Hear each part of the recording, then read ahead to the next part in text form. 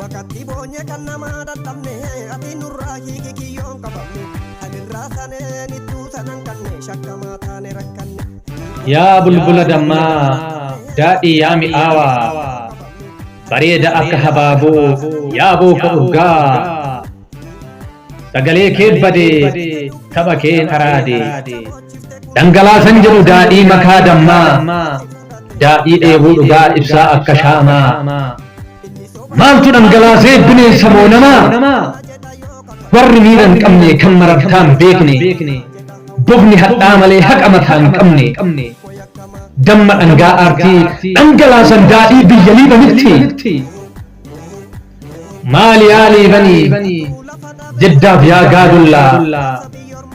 adaa fi sooddoo warri aabbuu seeraa diinni hamma kanaa numa keessa jira jawween gaara guddaa bulguun gaara jalaa warra siidaa nabii jigsee godhe daaraa warra uumam faallaa kan wajjin falfalaa bineensa akkanaa waliin ollee gallaa wayyoo yaa daadhii edaa gantuun dallaalamtee galtuun daldalamtee jawweedhaan hidgamtee gilguudhaan nyaatamte garuu maaliif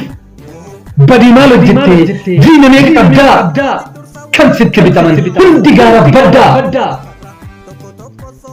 atuu biyyaaf boochee biyyan beelessine dhalootan ajjeesisne beekaa qabdeen hiine hiiraartiif malee iyyeechan boochisne garee diinaan taane gootan ajjeesisne gaafa gamtee sanuu diinni sin ajjeesne eessumaa siin dhufee kan caalan wayyaanee daadhii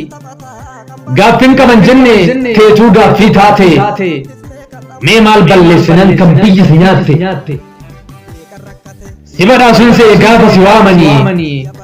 edaa si qalanii dhiiga kee dhuganii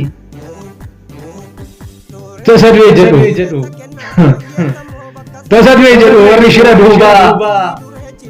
tasaabtuma bahe warri tabba gubbaa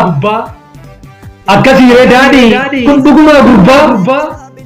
dubbadhoo kiraa mee nutti ni dhugaa tasa mootonkolii warra tonqaayitii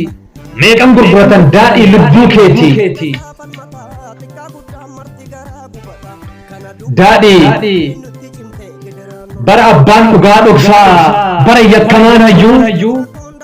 bara seerri sakkabee abbaan haqaa booyo bara dharri lallabee dhugaan gaaddisa dhabee eenyurratti madhu hamtuun biyya fudhatte